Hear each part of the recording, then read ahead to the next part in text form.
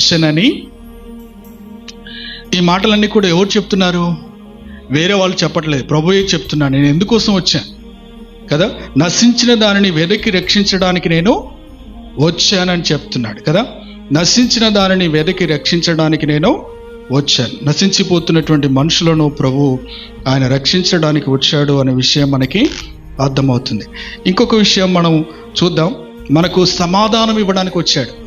ఏం కావాలి చెప్పండి? మనకి సమాధానం కావాలా వద్దా? సమాధానం లేక, నెమ్మది లేక జీవిస్తున్నటువంటి బ్రతుకులు ఎంతోమంది ఉన్నారు లోకంలో, లేరండి కదా.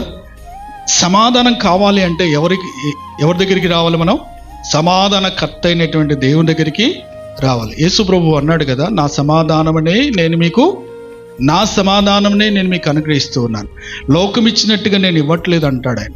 కాబట్టి నిజమైనటువంటి సమాధానము, సంతోషము కదా, ఆనందము కలిగి ఉండాలి అంటే